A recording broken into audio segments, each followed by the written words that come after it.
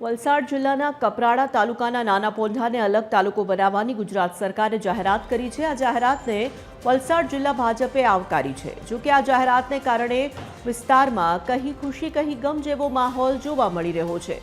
વર્ષોથી મોટા પોંઢાને અલગ તાલુકો બનાવવાની માંગણી હતી, પરંતુ નાના પોંઢાને તાલુકો બનાવવામાં આવતા મોટા પોંઢા અને આસપાસના ગામોમાં નારાજગી જોવા મળી છે। મોટા પોંઢાના કેટલાક અગ્રણીઓએ નાના પોંઢાને બદલે મોટા પોંઢાને તાલુકો બનાવવાની માંગ કરી છે। વાપી તાલુકાના 13 ગામડા, પારડી તાલુકાના 7 ગામડા, કપરાડા તાલુકાના 29 ગામડા, આમ કરીને તાલુકો 49 ગામનો થાય।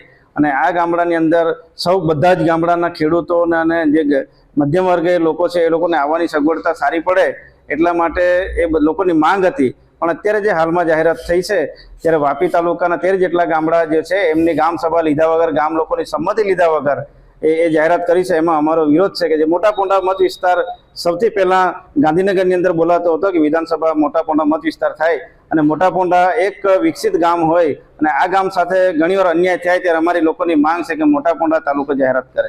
વાપી તાલુકો જે અગાઉ હતો એની અંદર કુલ 20 તાલુકા પંચાયત સીટો હતી। એ 20 તાલુકા પંચાયત સીટો પૈકી વાપી મહાનગરપાલિકાનું અસ્તિત્વ આવતા એ 14 તાલુકા પંચાયતની સીટો વાપી મહાનગરની અંદર ભળી જતા ફક્ત 6 સીટો જો બાકી રહી હતી, જેથી વાપી તાલુકાનું અસ્તિત્વ રહ્યું ન હતું।